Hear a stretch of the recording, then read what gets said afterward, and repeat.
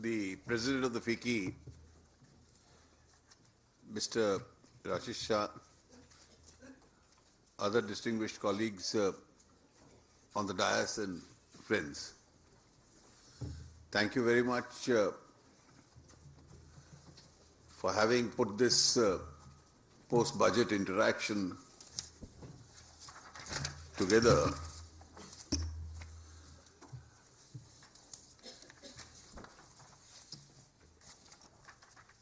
While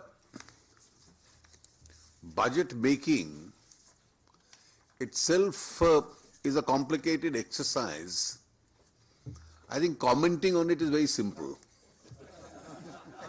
Because everybody really expects you to spend a lot more because the economy needs a boost.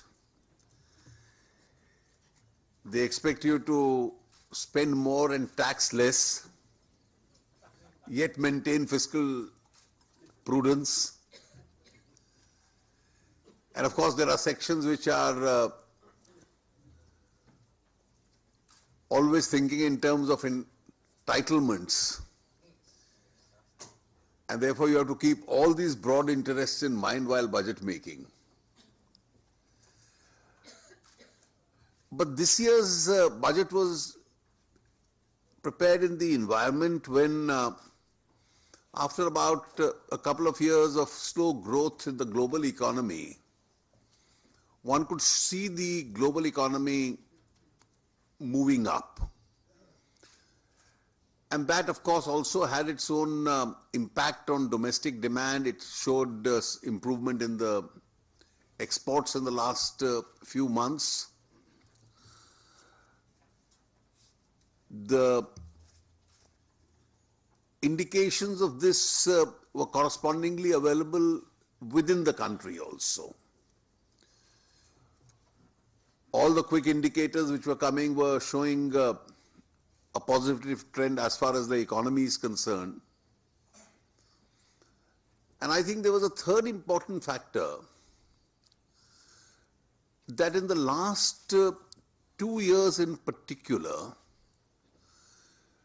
we'd gone through a phase of very difficult and challenging reforms being, the decisions being taken and the reforms actually being implemented.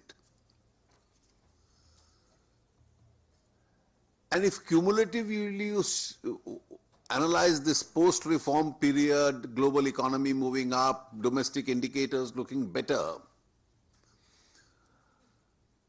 this really is a phase where we ought to have consolidated the benefits of all this.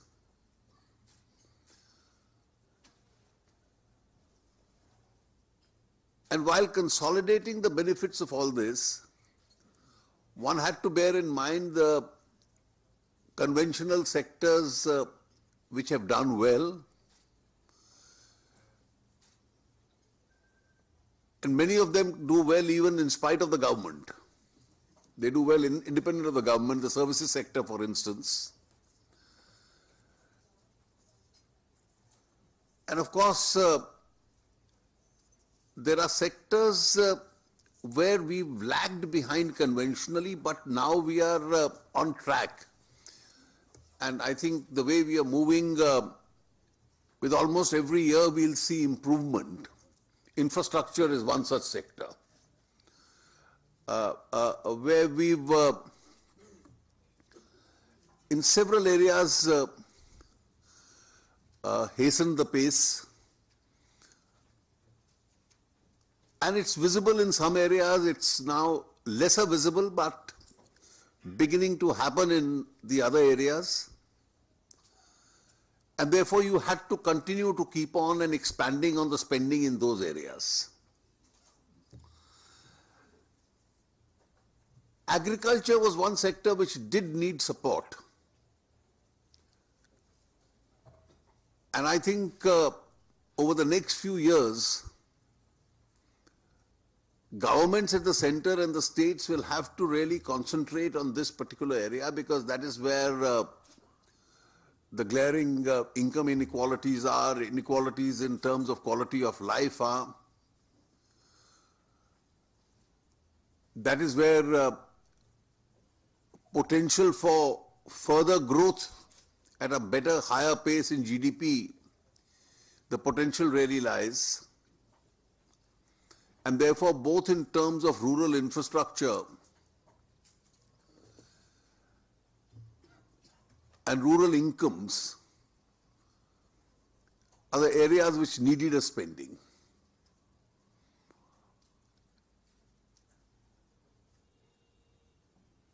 And that was one of the sectors, therefore, which was carefully chosen in this area. Education, of course, is extremely important, so is healthcare. We've taken in the matter of healthcare in the past at the level of the central and the state government several baby steps. And therefore you needed a big step in that movement. And I think the health schemes that were announced is a very ambitious one. And now in the next couple of months, expeditiously,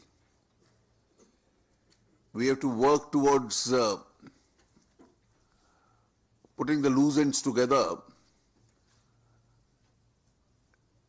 and emerging out with the implementable idea behind the health scheme.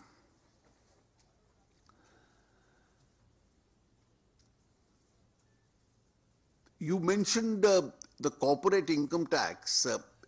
You see, I had made an announcement that I'll bring the rate down to 25% because we are conscious of both the global competitive environment and what other countries have been doing.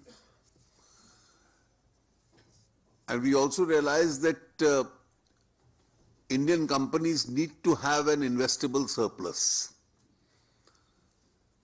And therefore, it's necessary to lower that rate. But I had, if you remember, categorically mentioned that this would be accompanied by phasing out the exemptions. Obviously, in the exemptions, there is a challenge that each exemption has a sunset date. And this country having gone through the convulsions of the Vodafone experience, now we are all very skeptical about any retrospective actions. And therefore, if you phase out the exemptions ahead of the sunset clause, you really are accused of doing something which has a retrospective effect because people have set up companies on the basis of businesses on the basis of those exemptions. So it's not an easy deal that you write off those exemptions in advance. So we'll allow those exemptions to die their natural death as the sunset clause comes in. And probably then the potential of the budget itself to absorb the loss of revenue would be much higher. Now, even without that benefit having taken place, since I had to walk the talk, it was 50 crores last year, it's 250 crores this year. So we've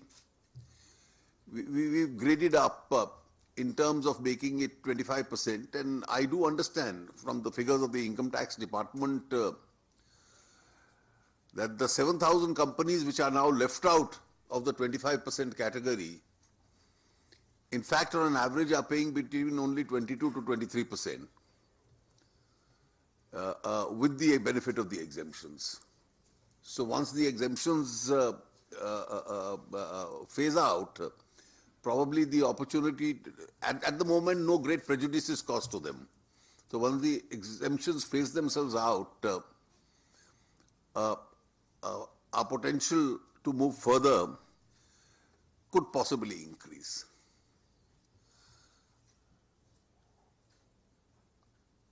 And this was also one of the reasons why I was particular about,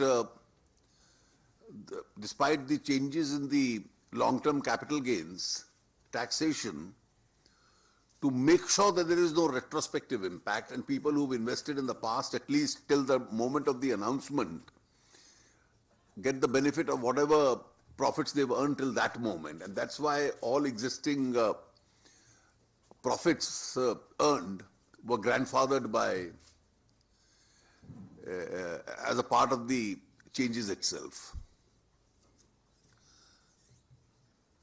I think we've made a considerable headway as far as tax collection is concerned.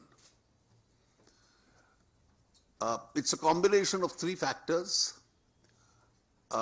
There have been, on direct tax, particularly strong actions which have been taken. That's left its toll. We've nudged the taxpayers, more and more people, to come into the net by giving them concession after concession every year, lowering rates, rationalizing taxes. That nudging seems to have helped. The impact of demonetization clearly has been that the anonymity of the cash disappeared the moment it was deposited into the banks. And therefore, the identified owner of the cash now had to account for it. So you had more returns and more money being declared. The GST direct tax relationship is a very curious one. Because of the GST, there is a direct impact on the income tax side also, because what is the volume of the business gets known, and therefore it has its impact on the direct side. But the rationalizing of the GST tariffs also increased the profitability of some companies. And therefore, as the rationalization took place in that quarter, the corporate tax, which was lagging behind, suddenly moved up. So if the companies benefited from the GST rationalization, it also impacted their ability, their profits, and therefore the direct taxes have gone up. And that's why we are running ahead of the direct taxation targets. As far as the indirect taxation is concerned, I think the GST broadly has settled down. Almost in every meeting now, we are able to rationalize the tariffs. And this process will continue. This process will continue. It will continue in terms of within the structure, the tariffs being rationalized, the structures itself being rationalized as the collections go up. But so far what you have is a voluntarily declared GST with one check and safeguard, that is the input tax credit. Ensures that more people declare. The taxpayer base in the indirect tax itself has widened. So from 64 lakhs, you already crossed 1 crore of people who've registered themselves. And I think slowly, as the software system also matures, and the 2-3 anti-evasion measures that are possible are put in place, the compliance levels in GST will then automatically improve. Therefore, from a voluntary declarations under GST which are currently taking place, with those anti-evasion measures in place, I think the collections will improve. And that is what will probably improve upon the collections. And therefore, sticking to the fiscal deficit targets in the coming year would be much easier than what it was in the current year. Current year was several challenges which joined together. The non-tax revenues in particular had a setback. They had a setback on the spectrum of auctions. They had a setback in terms of, in the earlier months, the public sector dividends were a little low, the RBI dividend was a little low, and therefore you had a series of challenges. So we covered that up with a higher disinvestment itself. It covered it up significantly. But I think one miss which we couldn't cover up was that the accounting system changed. In the old regime of central excise, VAT and service tax, you would get paid the tax in the month when the liability accrued, when the transactions took place. The GST you get paid only the next month by the 20th of the next month. So for the current financial year, the March GST will only come in April. So the current year, when people comment on the so-called fiscal slippage, conveniently overlook the fact that it is 12 months of expenditure and only 11 months of GST. Because this was the transformational year. Next year, of course, the cycle will be completed and it will be a 12-month GST. And that itself meant that the revenue receipts for 1 month were less. And therefore, in an 11-month revenue, to meet the fiscal targets for a 12-month expenditure itself is difficult, particularly when you had a shortfall on the non-tax revenues itself, part of which we were trying to cover up through other means, as I suggested. And I do believe that this 0.3% slippage, if you translate that missing 36,000 crore revenue of the 12th month, that accounts for a large part of, or at least some significant part of this 0.3% in this year itself. So a large part of this slippage is really statistical in character because of this absence of 1 month. And I think next year with the cycle completed and with hopefully a tax buoyancy which will be higher. It's already reached a reasonably high level, and it would be simpler than this year to probably meet those targets itself. Of course, there are several segments which want relief, but the capacity of the budget itself as to how much relief you can give itself is inherently limited because of these several constraints. I do hope that this year growth or higher growth is back, and hopefully we can look towards the next couple of years as a period where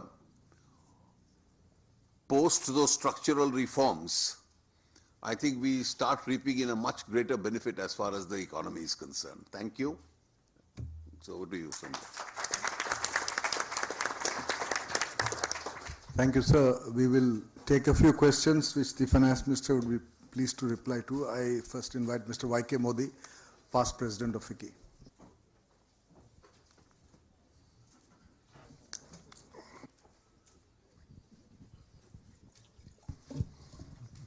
Let me join Rashesh Bhai in congratulating you on the budget, especially the two schemes which you have announced. One is the National Health and another is the MSP for the farmers.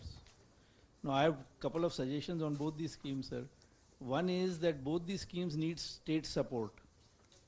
So my suggestion would be, sir, the states which are already ruled by BJP can be talked so that it can be implemented early. Otherwise, looking at the politics of today, maybe some people will object even if it is good for the poor people. And secondly, sir, in the MSP scheme, I think it is much more important that the farmer gets the price which government declares rather than just increasing the price. So there are two suggestions you have made. One is to increase by 150% the rate. Another is that he gets it. So I think the second part of getting it would be much more important and will be not inflationary in any sense. Because if market price is less, the consumer gets at the market price and the farmer gets the full price. So with those couple of suggestions, sir, I commend what you have done. But I'll just comment on your first suggestion.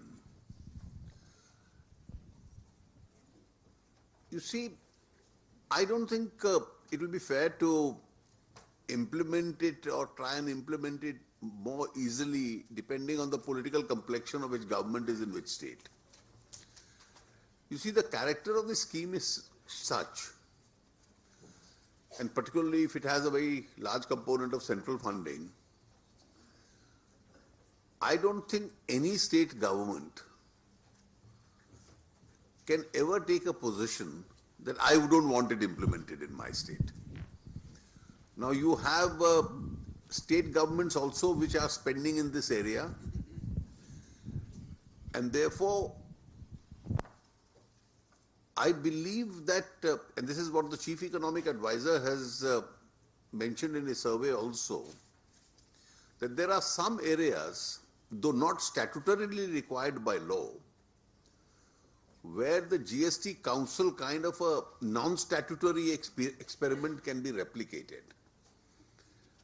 And this health scheme is one such example, because the resources of the state topping up with the resources of the center, or the schemes of the state and the schemes of the center running parallelly. Instead of that, I think if we were able to coordinate with the states, that will be a far better situation. And if one starts by, for example, in the GST, we require a 3/4 majority to have a proposal passed. Now, if I take the number of state governments supporting us politically, I have comfortably that 3/4 number. But not once have I called a meeting of those governments or their finance ministers separately. Because the moment you divide the council on that line, then it'll keep on dividing itself. And that's why we've been able to take unanimous decisions in the council. So I think this is an area which I'm sure Niti Aayog is the best organization in this case to organize it along with the health ministry. But we'll require a lot of coordination as far as the states is concerned. Dr. Arvind Lal. Good evening, sir. I am the current chairman of the FICCI Healthcare Committee. First of all, heartiest congratulations on implementing or putting forth the National Health Protection Scheme. From the healthcare side, sir, we have a long-standing, simmering problem which has been happening, and that is the exemption of the GST at our level. So we would really be happy if you could reconsider giving us 0% or a 5% GST in healthcare. That would really improve matters, sir. Which is the exemption? No, the GST is exempt in healthcare, and we do not get the input credit. Now this has hit most of us at least 10% in the EBITDA, sir. So our proposal has gone. We want to be taxed. We want to be taxed. And the patient, of course, it will be passed on to the patient. We have not done that so far. I'm glad you raised this question, because in the GST arithmetic, 0 is costlier than 5. And when we put a 5% tax on equipment used by specially enabled people, one English television channel carried a campaign against us. Why is it not 0? So I was not able to explain to them that 0 is actually costlier than 5 in the GST arithmetic. Recommended 0 to 5, but the exemption is the costliest. Thank you. Mr. Harshpati Singhania.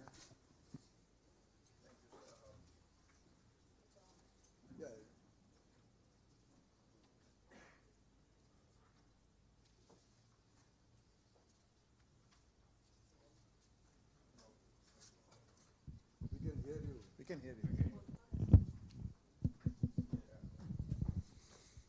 So, a well thought through budget. The point I'd like to ask you is that you had made an important announcement about, raising money, a quarter of money from the bond market for large corporates. I will seek your clarification in terms of if you have worked it out broadly as to how this might happen. Would it be prescriptive, or would it just be encouraging companies to go? You also made an important point that, the investment grade might move from AA to A, enabling these companies to do that. So if you could elucidate a little bit more, it would be very helpful. You see, ultimately, the department will come out with the details explanations to you if you get in touch with them. But all that I'll tell you is that ultimately we've seen in the last 2-3 years, reliance on the bond market itself has increased significantly. And that is something which we've been trying over the years. And therefore, it's a facility which large corporates find it much easier to use. And particularly when the banks were feeling stressed about lending,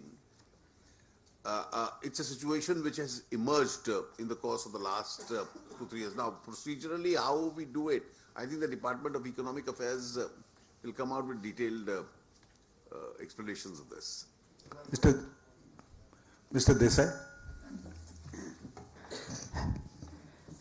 As an IT industry player, thanks very much for your almost doubling the outlay for the digital movement to 3,000 crores, and hearing Finance Minister talk about blockchain and artificial intelligence is great news. China is doing great job and we need to move as fast and faster than them. So thanks for that, we appreciate. I had, of course, one more point. In the last interaction I had with you, sir, here, 1.5 months ago, I was also talked about education investment, which great to hear PhDs and investment of BTechs getting PhDs. You have created a fund for BTechs to get PhD movement to make PhDs, which is again a great thing which we need today. But the only one point I wanted to make also was that last time I had said that health and education needs more investment. And you had said that we would like to do it, but you need to also pay more tax. So I think you have done that in terms of taxes. But actual outlay for education and health as a percentage growth is lesser than the total expenditure. In the sense, expenditure have grown at 10%, but education and healthcare has grown at a slower rate. So I'm sure you had some compulsions of other expenses like infrastructure and so on. But just wanted to highlight that we need to at least grow faster in those two sectors than the budget. Thank you. Since we have a lot of questions, I'll take 2-3 questions and come back to you. Mr. Kanabar. Sir, just one suggestion with respect to long-term capital gains tax. It is particularly likely to hit the IPO market very badly. So you have a situation where the market has revived for capital markets just after a long period of time. 5-6 years were virtually a drought out there. And today we have a situation that because shares which are being offered for sale on an IPO were not listed on 31st January, the cost in the hands of the original shareholder, the promoter, will be taken for the purpose of capital gains. There is no provision that 31st March be taken. So to that extent, grandfathering, which is available to shares which are currently listed, is not available to shares which are unlisted. And that might be a bit of a dampener for promoters who want to do an IPO. I think that's something which needs to be very seriously considered, sir. Yes, sir. Yes, sir. I'm Vinit Maharva from JK. No, I'm sorry. This gentleman in front. Yeah, please go ahead. Sir, during your Chennai visit, you told that the diesel and petrol will be coming into the GST tax net. Whether it is left to the GST council meeting or it will soon come or later it will take, sir. One more question. Mr. Punit Dalmia. Yeah. Sir, I had a question on the MSME sector. I think on the Mudra loans, you said that 3 lakh crore worth of loans have been dispersed, and the average loan size probably is 1 lakh. So almost 3 crore new entrepreneurs have benefited from this scheme. Does this mean that, I'm just assuming that all these entrepreneurs will at least create one job or maybe 2 jobs? Does this mean that at least 3 to 6 crore extra jobs have been created in the economy? Because I've always believed, sir, that India doesn't belong to 1% of the rich people. And even after 70 years of independence, we have to carry the whole economy along. So if these jobs are getting created, then it's fantastic. But are these being counted in the survey of jobs? That was my question. You see, you don't have of the informal sector such a structured survey in India. But let me just marginally correct what you said. 3 lakhs of crores is what the banks are going to give this year. So over the last 2 to 3 years, I think 2.4 lakhs and 1.8 lakhs and so on. So they've already, there are several crores of people to whom they have lent. The only catch in that is that in some of these cases, the same person may have been lent twice or thrice. The loan sizes are not very big because this is completely an informal sector. And a survey analysis has shown that bulk of the people who've taken these loans actually belong to the scheduled caste, scheduled tribe, minorities, and the number of women who've taken these loans is as high as 74%. And therefore you have, I typically attended some of the formal functions where checks were handed over, and from a fruit seller to a vegetable vendor to a lady in a slum saying, I'll run a tailoring unit, or I'll run a what she calls a boutique in her, or a beauty parlor, she said, I'll run it in that area. So it's these kind of businesses in which people are borrowing these monies and spending it. And they are very careful borrowers because they almost borrow in the day. And if they earn in the course of the day, they try and return some part of the money by the evening so as to save on the even the overnight interest on that. So that's a scheme which has worked out well, and I think it's a scheme which is here to stay. No, I didn't say in Chennai or anywhere else that I am so sure that this will certainly come in, petrol and diesel into the GST. We want it to come in, but you see, when in 2011 the Constitution Amendment was brought in by the UPA, petrol and diesel were not going to be ever a part of the GST. So the Constitution itself didn't provide for it. It said the central government will charge whatever the duties it charges on petrol, and the states will continue to charge their VAT, etc. The existing status quo would have continued. The states had already almost made it non-negotiable. And that is why the UPA bill, which was the 115th Constitution Amendment as introduced, didn't provide for petrol and diesel to be a part of the GST at all. When I started renegotiating with the states, I was able to, in lieu of offering them a 14% increase for the first 5 years, because there were some concessions we gave them, in return, the states agreed that the fresh Constitution Amendment will actually provide for petrol and diesel to be a part of the GST. So today the Constitution allows it to become a part of the GST. The only caveat is that currently it will be zero rated in the GST. The current status quo will continue. But when the GST Council decides to switch over to the GST, it will be done. So today the Council can decide, and it can be done without amending the Constitution itself. So far the mood of the states is not in favor of including it. Most of the states at the moment. But I am sure as the GST experience moves on, I think natural gas, real estate, these are all, which includes land. These are areas which are to be brought in, and then probably at some stage we'll keep trying for petrol and diesel, and then of course it's potable alcohol. These are the 4 areas which are still outside the GST. You mentioned about these shares. I'll certainly ask the revenue to have a look at it. Mr. Dalmia.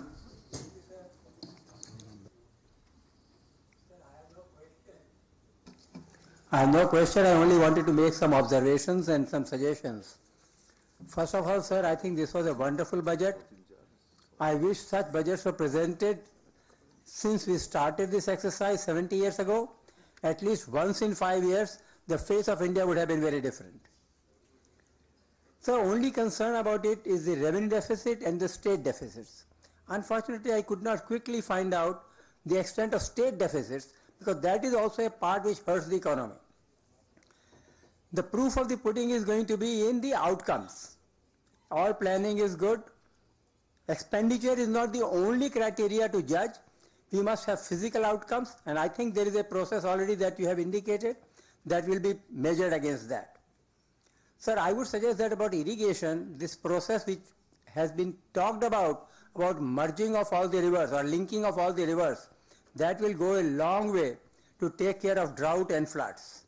I'm sure you are working on that, but that needs to be taken a little bit, possibly on a little higher priority. And sir, about employment, which is also very important. So, if you can wind up quickly, that will be nice. Yes, this is just last one sentence. Sir, one has to weigh out the unionized employment at higher wages versus non-unionized employment at lower wages, but a higher employment. That's all, sir. Thank you. Mr. There are just Deven one Narang. important suggestion. Sir, I had the Renewable Energy Committee in FICCI. One suggestion, sir, is solar with storage as a GST of 28%. I think if we need to really build on renewables, storage, that needs to come down to 5%, sir. Second, sir, we've given a proposal, FICCI is recommended to the MNRE that the waste, the agri-waste, so which is burnt, which is causing pollution in Delhi in most of the months, that you've also mentioned in your speech, that can be priced for the farmers, that is an extra revenue for the farmer, and that can be burned both for generating electricity and steam till such time other uses are found, sir. So the last word to the lady there.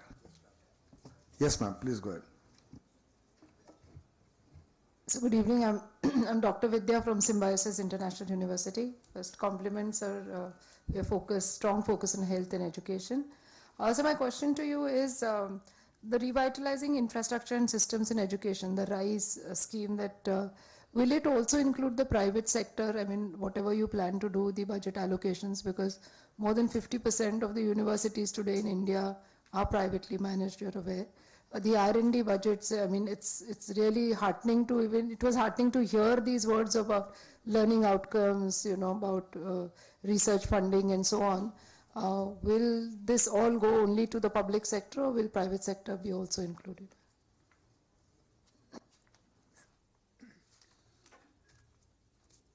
Just a brief comment on the rivers that you mentioned. You see, earlier Gujarat, then Madhya Pradesh, now Andhra Pradesh. These are 3 states which have actually experimented. Madhya Pradesh and Gujarat have benefited. Andhra is now trying it, the river connectivity itself. And I think here the states also will have a very important role. Your question about this 28% on the solar, this is an issue for the GST Council. If you've noticed, the Council is systematically, as the revenues are increasing, trying to trim the 28% bracket. And my own view of 28% is that eventually it will get restricted only to demerit and luxury. And the substantial part of 28 has already come into 12 and 18, and therefore bringing down others slowly will depend on how the revenues move up itself. Now, how the parameters of the RIC scheme are implemented, I think the HRD ministry certainly will look at it, because besides the HRD ministry, others like health, because of AIIMS or AIIMS-like institutions, or science and technology would also be involved in formulating this policy.